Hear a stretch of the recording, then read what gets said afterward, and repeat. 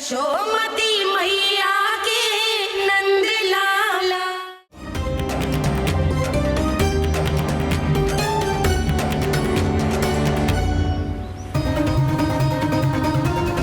कान्हा, तू ऊपर क्यों चढ़ रहा है? अरे ऊंचाई से देखूंगा तभी तो गेंद दिखेगी।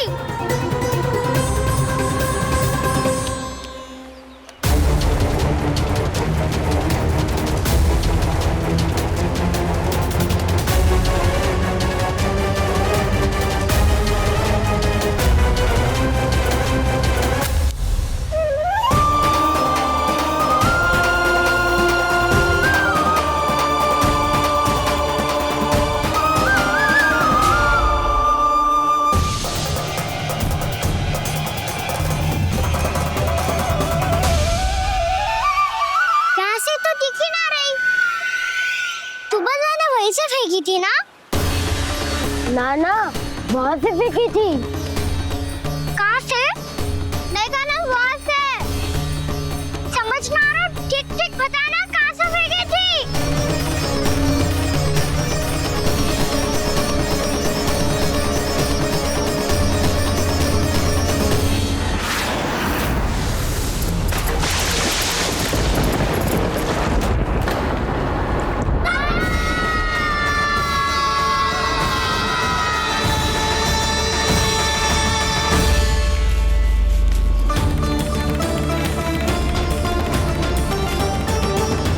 कालिया नाग के क्षेत्र में जाकर कोई भी जीवित वापस ना लौट सको है।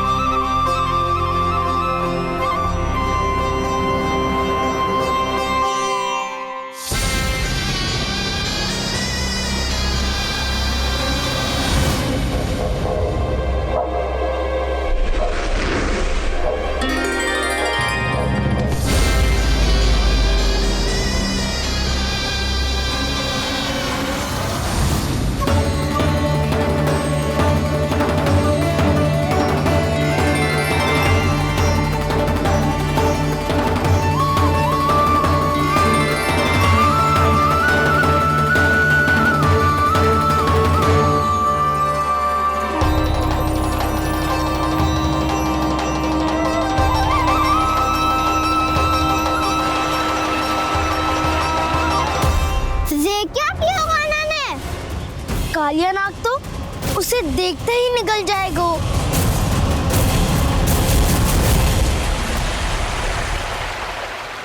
तो आरंभ से अब तक सब कुछ उसकी लीला का ही भाग था।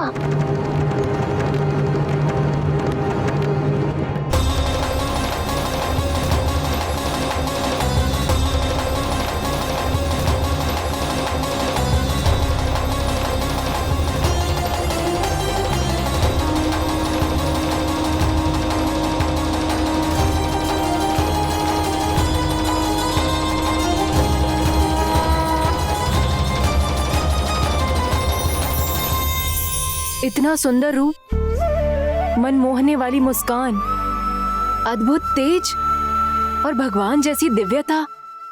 कौन हो तुम? हाँ, तुम्हें देखकर तो हम सब सम्मोहित ही हो गए।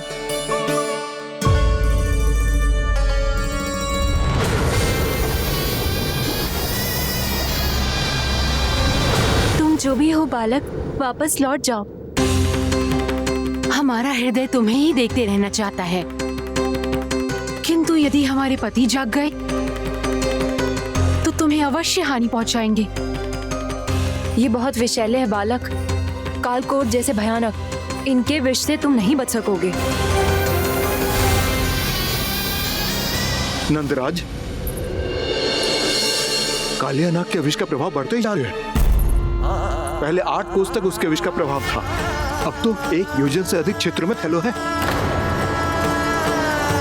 जल पीने के प्रयास से अनेक पशु मारे गए हैं और नदी के निकट के वृक्ष और वनस्पति सब नष्ट होने लगे।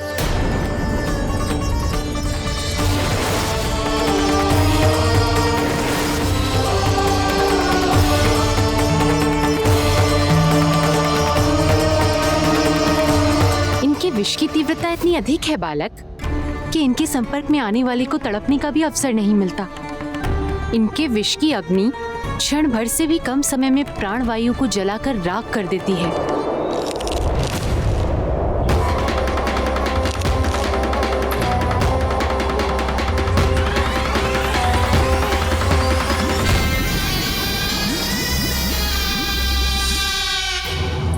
तब तो समस्या और भी गंभीर हो जाएगी। मैंने तो सुनो है कि कालिया नाग कम से कम 2 योजन लंबा है, सैकड़ों फन है उसके।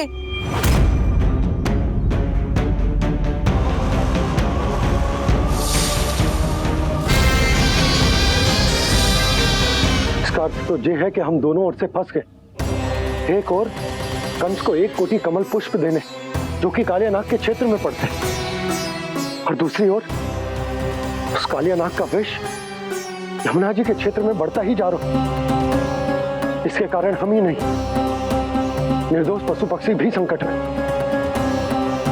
इन दोनों समस्याओं का एक ही समाधान है, उस कालिया नाग का सामना करना।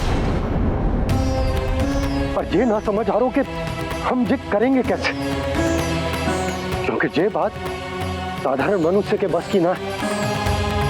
हमारे लिए ये असंभव है।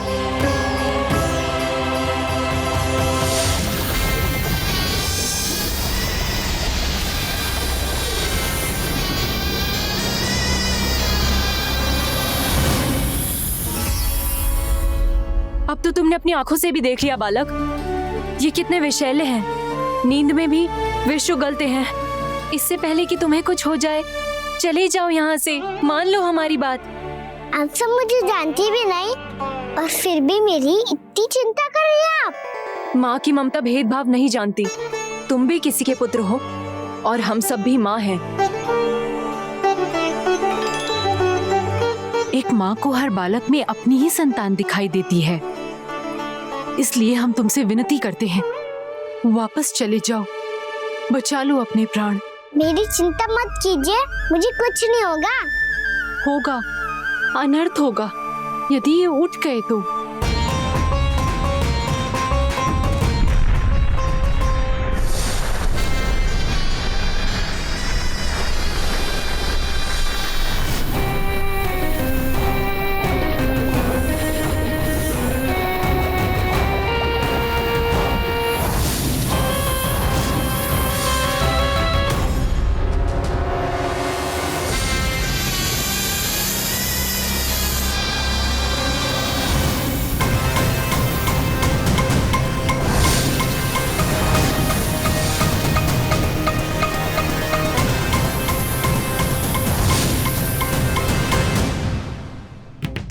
होते हुए भी अपने इश्क को केवल वही देख सकता है जो अपना अभिमान त्याग चुका हो।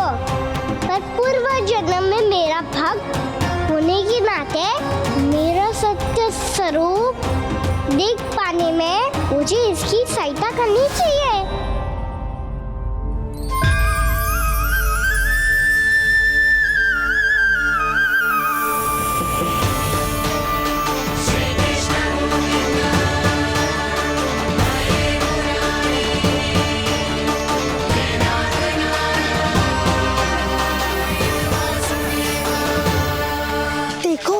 हमारा छोटा सा कान्हा जैसे डट के खड़ा है, इतने विशालकाय, इतने महाभयंकर सबके सामने।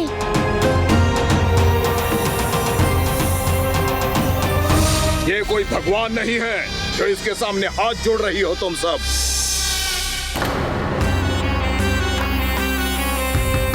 एक सामान्य साधारण बालक है ये, जो ये तक नहीं जानता कि इसके सामने है इसका काल, कालिया। तू कौन है बालक? मेरे इतने निकट आकर भी तू जीवित कैसे है? मेरी नहीं, अपनी चिंता करो कालिया। बहुत मनमानी कर ली तुमने। मैं तुम्हें रोकना हूँ। अब बस मैं तुम्हें रोकना हूँ। मैं तुम्हें रोकना हूँ। बित्ते भर का है तू, मेरे विष के बारे में जानता ही क्या है? और कहता है मुझे रोकने आया है। किससे? किससे रोकना चाहता है तू मुझे? मुझे क्रोध दिलाने की भूल मत कर बालक। अपनी फुंकार से ही तेरी इस मुस्कुराहट को अंतिम मुस्कुराहट बना सकता हूं मैं। शीघ्र बता, कौन है तू और किसने भेजा है तुझे? तुम्हें आवाज भी है कि अपनी पुकारों से तुम कितना विष भूल चुके हो। पवित्र यमुना नदी को कितना दूषित कर दिया तुमने। और यही नहीं, तुम्हारे कारण निकट के जीव जंतुओं, वृक्ष, वनस्पतियों सबको हानि पहुंच रही है। तो क्या? मुझे उससे क्या? मुझे है आपत्ति है मुझे तुम्हारी इस व्यवहार से। और इसीलिए तुम्हें यहाँ से जाना होगा, यहाँ से जाना होगा।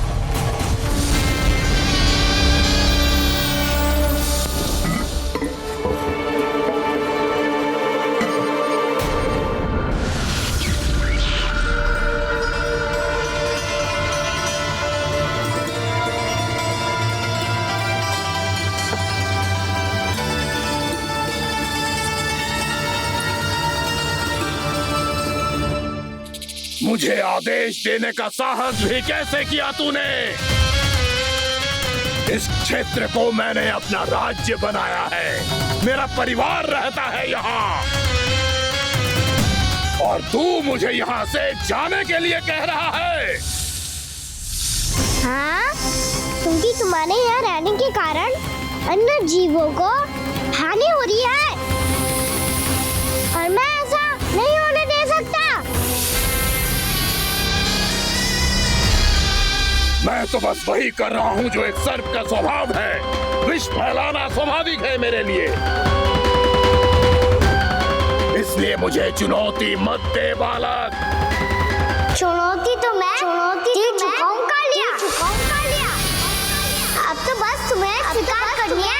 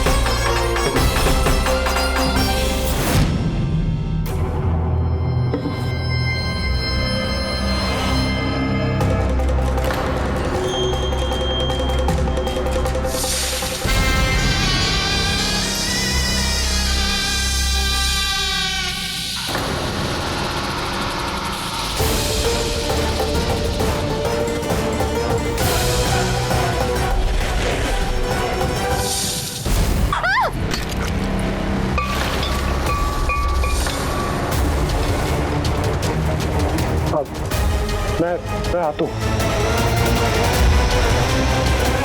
क्या हो गया सुधा? मुझे आवाज हो रहा है जी, कछु ना कछु गड़बड़ है। यशोदा, जो समस्या हमारे सामने है, हम सभी उसका समाधान खोजने में जुटे हैं। तुम विश्वास करो, मैं कोई ना कोई समाधान अवश्य ढूंढ लूंगा। हम कैसे भी करके वो कमल के पुष्प उस कंस तक पहुंचा देंगे। नाना, समस्या उससे कहीं अधिक है, उससे कहीं अधिक बड़ी, उससे कहीं अधिक भयानक है।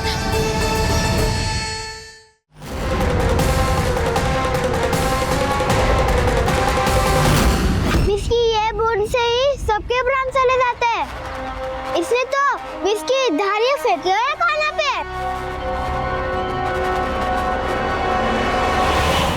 कान्हा कैसे बच्चे को अधिक विष से? इसका विष तो क्या, ये सर स्वयं भी छू तक नहीं पाएगा हमारे कान्हा को।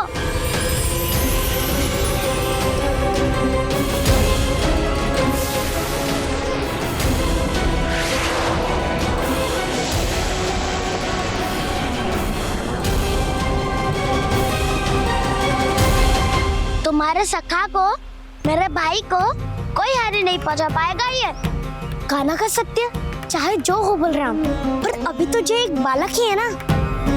देखो कैसे विष के कारण स्थिर हो गया है।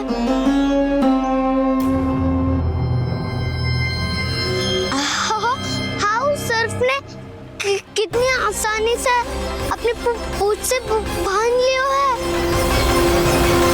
मुझे यहाँ से भगाना चाहता था ना तू? अब मैं तुझे दिखाऊंगा अपना सामर्थ्य। ये मूर्ख किसे बांधना चाहता है अपनी पूंछ में? उन्हें जिनका विस्तार सारे ब्रह्मांड में है, या उन्हें जो स्वयं अनंत है? पर देवराज, प्रभु ऐसा करने ही क्यों दे रहे हैं कालिया को? आप सब भूल रहे हैं देवगण, कालिया पूर्व जन्म में प्रभु का बहुत बड़ा भक्त था। उसी भक्ति का फल मिल रहा है अब इसे। वैसे भी भक्तों के मन का भाव सबल हो तो भगवान तो सहज ही बंध जाते।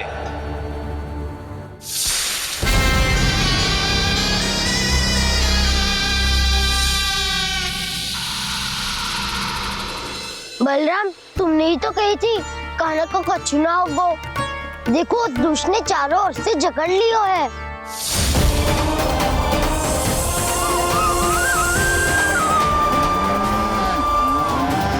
ये क्या कह रही हो तुम?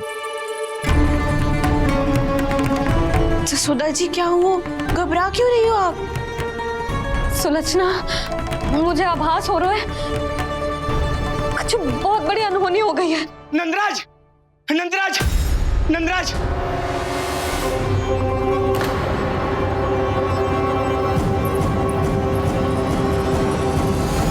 नंदराज, कान्हा ने जमदग्नि नदी में छलांग लगा दी है। कान्हा ने जमदग्नि नदी में छलांग लगा दी है। कान्हा ने जमदग्नि नदी में छलांग लगा दी है। कान्हा जमुना में कूद गया है। मुझे लगा था आज कछु गड़बड़ होने वाली है। मुझे आज कान्हा को ना जाने देना चाहिए था।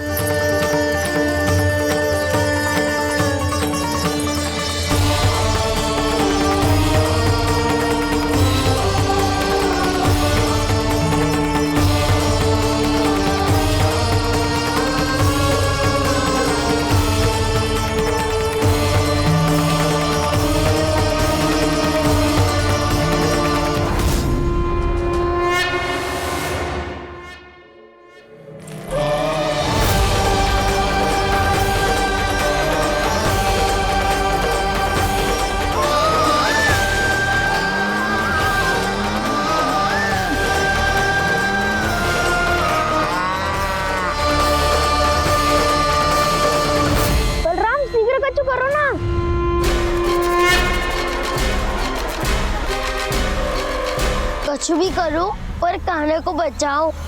नाग बहुत भयंकर है, कान्हा अकेले ना संभाल पाएगा इसे।